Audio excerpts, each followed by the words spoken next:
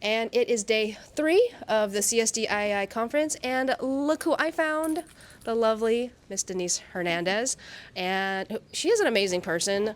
I can't even do her intro justice, so I'm not even going to try. So I will let her take it away.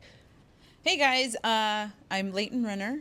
I am a forensic scientist and I also supervise the CSI unit and the fingerprint unit at the Forensic Services Bureau, which is part of the Ventura County Sheriff's Office down south a little bit. So that's here in California because we probably have followers from all over the place.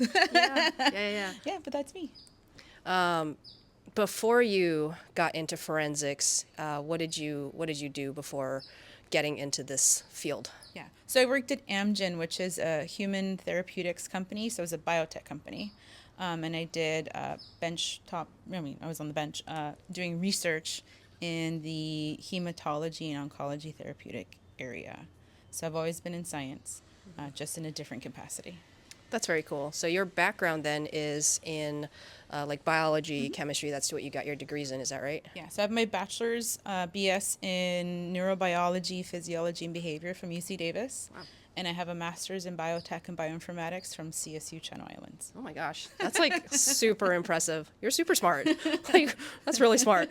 So you can have a variety of degrees and have background and still come into forensics, just like Dennise did. So it's really great if you're able to have, a degree in hard science, like biology, chemistry, all of those things, because you can have a career before and after forensics in one of those areas. So that's really awesome that you transitioned that skill into what you're doing now. So how long have you been doing forensics and crime scene work?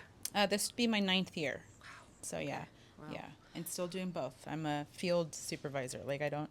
Gotcha. I still go out to scenes. I still Yeah. get dirty. Yeah. All that stuff. Yeah. So working supervisor and also a supervisor and manager. So a lot of hats to wear. Yes. So we're gonna play our little game.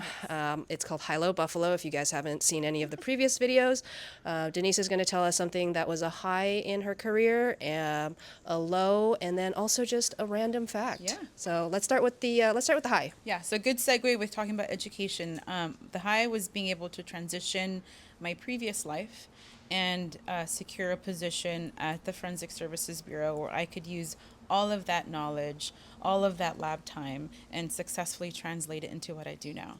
So I've always said it's easier to take a scientist and give him some criminal Right. justice principles and make him a really good investigator or a good forensic analyst, etc., Yeah. than to do the opposite. Right. Because then you're already innately curious and asking questions and looking around and testing your hypotheses over and over and over again. Right. Yeah. And you have the bench skills, the lab skills, if you were to be put in, say, a toxicology unit or a DNA lab or even chemical processing, Yeah. right, for latent prints. Absolutely. Did you always do latents when you first got hired on, or did you do other lab work before becoming I guess, a CSI and getting into latent prints? Yeah, so when I was hired, that was in the job listing was that you would be primarily a latent print examiner. That was the Okay. goal. But because the latent print unit and the CSI unit are attached at our lab, Gotcha. you would be cross-trained in the CSI Right.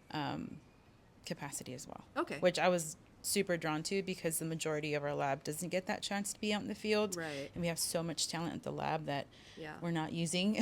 Yeah. So yeah. it was nice. It was fortuitous for me to be able to get all that training and be in the field. And it gave me a different perspective once I was processing items or other things. Right. Going, oh, being in the field, having all this extra information. Gotcha. Yeah.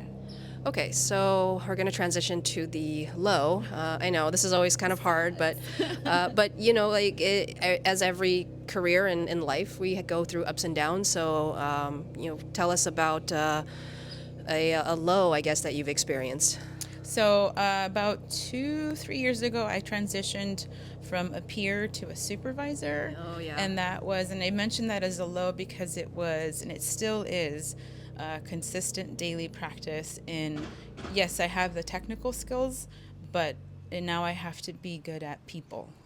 And that takes a lot in demonstrating compassion, but also being firm. Right.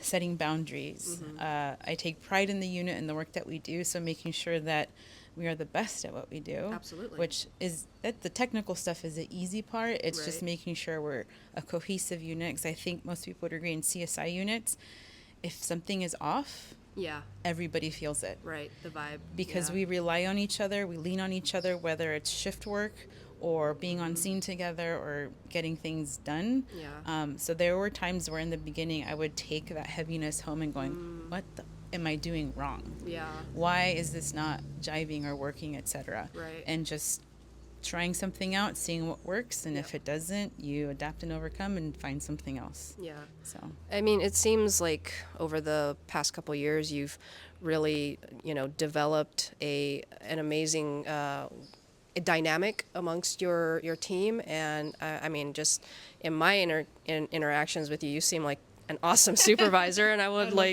love to work for you, even though I live like hundreds of miles away, but in spirit, right?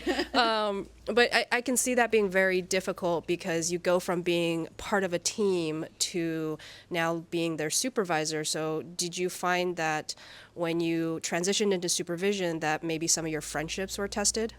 Oh yeah, absolutely. Yeah. And I think rightfully so is kind of naturally what was needed to happen. I think everyone showed me a lot of grace, but it was still learning, do I have my supervisor hat on, or can I just kind of relax and chill a little bit? So Right. kind of finding that balance Yeah. all the time. Yeah. Well, you seem to do a fantastic job.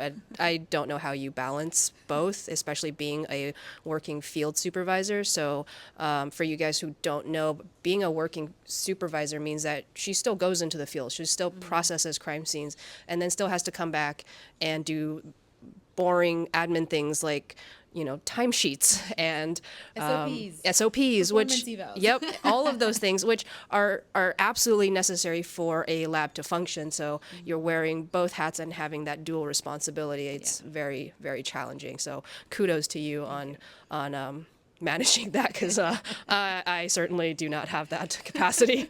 But we're going to pivot and go to the last part of the question, which is tell us something random about yourself. I don't know if it's random, but maybe not fully known. So I like learning about people outside of like work and what makes you tick and yada yada. And recently I started learning the cello.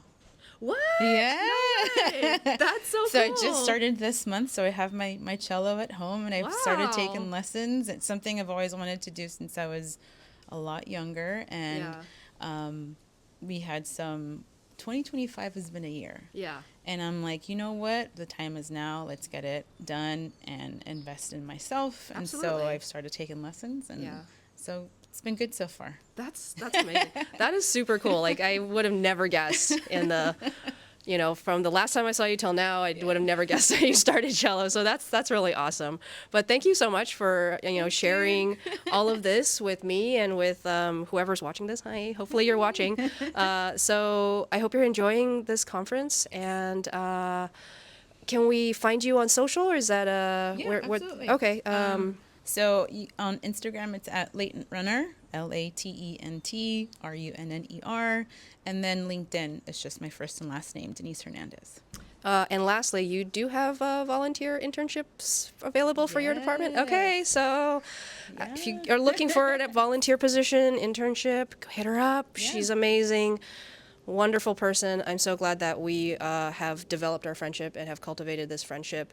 And thank you so much. I really appreciate it. Dude. So thanks, guys, for watching. I'll see you guys later. Bye.